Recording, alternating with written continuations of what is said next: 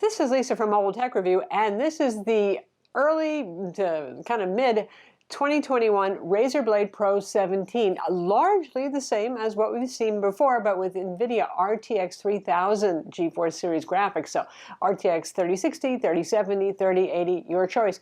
A couple of new display options. The Full HD is now 360 Hz. There's a new QHD option, 165 Hz refresh. Yay for that, because that's kind of a nice sweet spot between being a little too overloaded at 4K for gaming versus Full HD, where you know it could push more. But the 4K 120 Hz touchscreen option is still available. They've also redesigned the hinge a little bit to allow better airflow out the rear. Before, the display impinged maybe a little bit on airflow. We're going to look at it now. So as ever, Razer keeps it fairly simple in terms of your CPU options, your GPU options, and all that sort of thing. Mostly it's just figuring out what display is available with what GPU. That's about as confusing as it gets.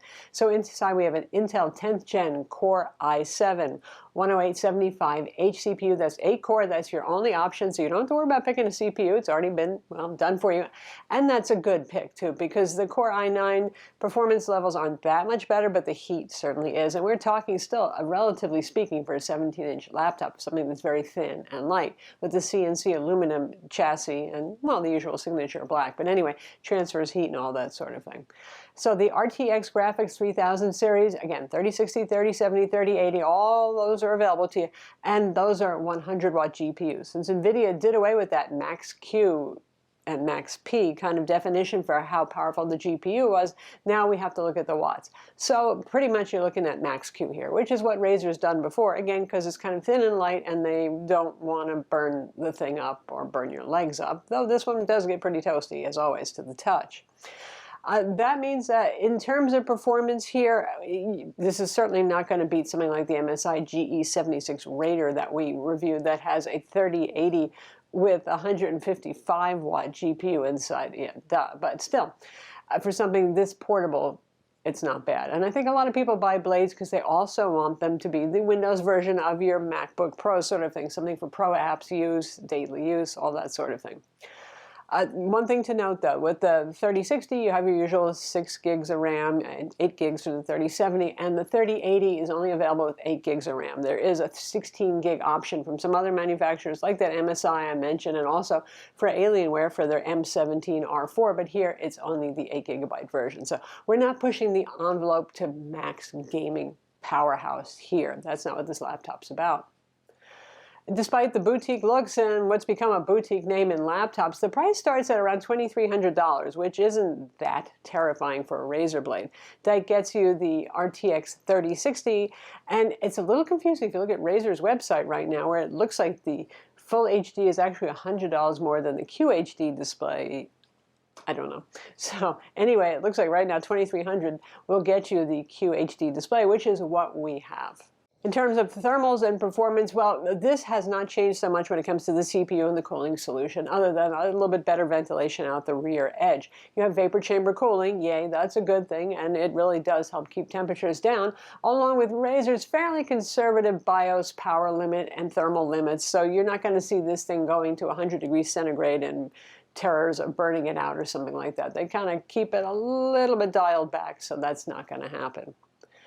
We have 4 fans. Again, that's normal for this laptop. You have the 2 main rear fans, which we see on all laptops with dedicated graphics inside. And we have 2 little fans that are underneath the trackpad area, and that's basically to guide airflow through the laptop. So that's the same as last generation. Also the same are 2 RAM slots. These days you can't take anything for granted, right? We reviewed the Asus ROG Zephyrus G15 that has only 1 RAM slot and some RAM soldered on board, and then there's the Alienwares that have all their RAM soldered. Though, hey, Alienware just unveiled the Ryzen edition that has RAM slots for the Alienware M15R5, so things may be looking up in Dell Alienware land there. Anyway, you've got your choice of 16 or 32 gigs of RAM, typically tied to the GPU that you buy. If you get a 3060, 16 gigs of RAM. If you go with the 3080, you can choose it with 32 gigs of RAM if you want, but it's easy enough to upgrade yourself. And those are obviously dual channel.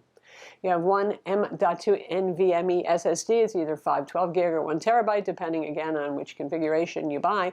And there's another available M.2 slot, so that's always good, especially because games take up a lot of space, or if you're using this for pro apps work like Adobe Premiere, a space to put your footage other than on external drives is always welcome.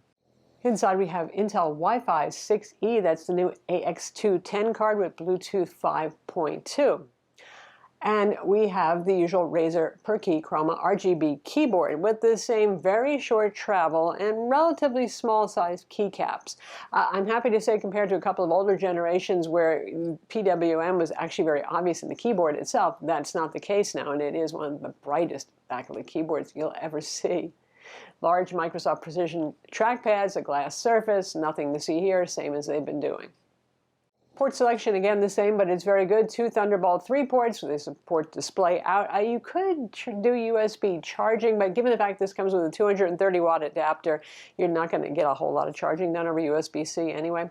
And we've got Ethernet, a full-size SD card slot, USB-A ports. You get the idea. It's pretty well equipped in the connectivity department.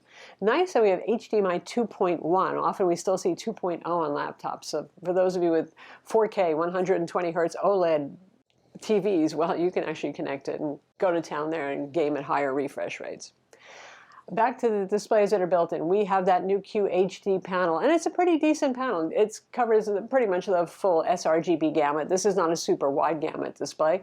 Contrast is pleasing on it. It's nice. Razer calibrates it at the factory. It's a pleasing display, even if it's not class leading. It's 165 hertz refresh rate and pretty fast response times on it. So I think it is, for the most part, a sweet spot as you're looking at the more powerful GPUs anyway. We have the RTX 3060 model, which is the least powerful model. And I would say that for this one, QHD is still a bit of a challenge in some more cutting-edge games like Cyberpunk 2077, where I didn't see good frame rates on Ultra with ray tracing turned off, because ray tracing is still a hit on performance, and even with DLSS on. In fact, I was surprised at the Asus ROG Zephyrus G15 that I reviewed with an AMD CPU inside and an RTX 3070, functionally equivalent Max-Q, also lower power, did 15 to 20 frames better at QHD resolution here. So big difference between 3070 and 3060, obviously, in performance is really the lesson here. I don't think Asus is doing that much more mojo there so much as. If you go with QHD, unless you're doing that because you're doing photo editing and other things where you want the crispier screen, yeah, go with the 3070 or 3080 if you want those higher resolution displays. So the new GPU supports resizable bar, NVIDIA Boost, Whisper mode, at least 1.0. It should be 2.0 too. So you've got all the bells and whistles you should see with an RTX 3000 series GPU. That stuff is good. One thing that's a little bit odd, you have to use the Razer Synapse software if you want to switch out of NVIDIA Optimus mode to dedicated graphics mode to get the higher refresh option on the panel. So you open it up, and I think this has happened to some people already, and they're like, it only says 60 hertz for the refresh on my display. Why is this?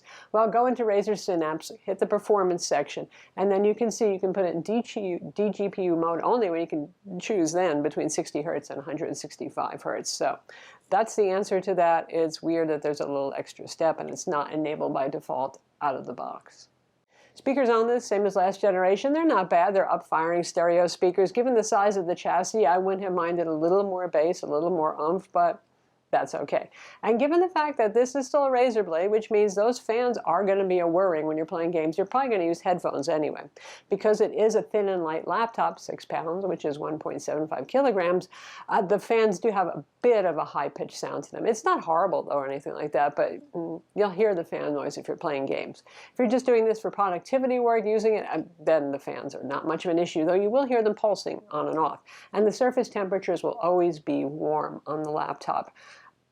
Just surfing the web.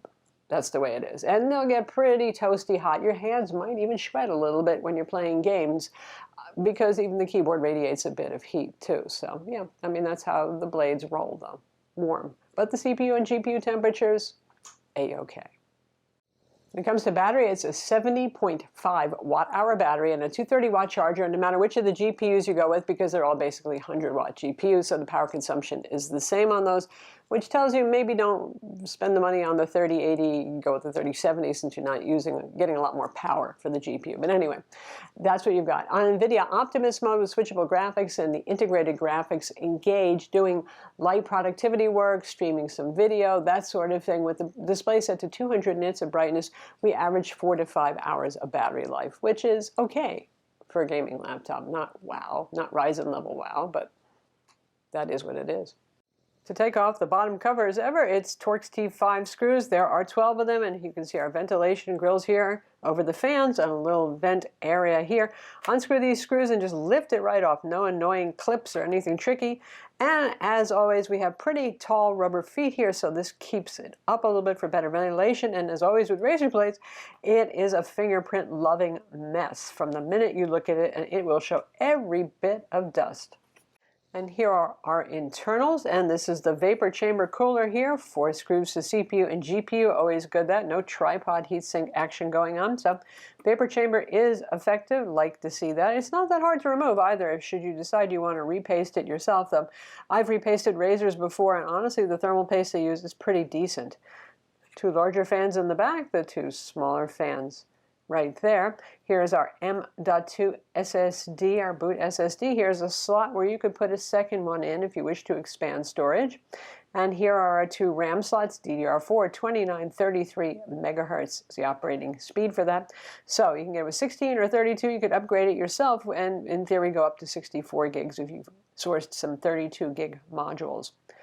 Wi-Fi card is socketed and it's right here should you wish to replace that in the future. And there is the battery, which is not supersized by any means given the size of the laptop, but that's part of the way they keep it as thin and as light as they do.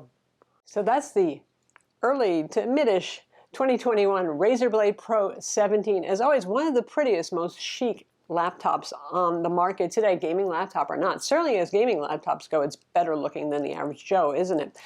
Inside, we've got the updated graphics. Not a lot else has changed except for a couple of display options. Again, I think I would probably pick the 3070 with the QHD display for a nice mating of performance versus what you can actually do in games. And for pro apps work, it's pretty good too. It's a Blade. It's going to be toasty, but the CPU and GPU temperatures are okay on this. So yeah, I'm Lisa from Mobile Tech Review. Be sure to subscribe to our YouTube channel for more cool tech videos, and thumbs up if you like this vid.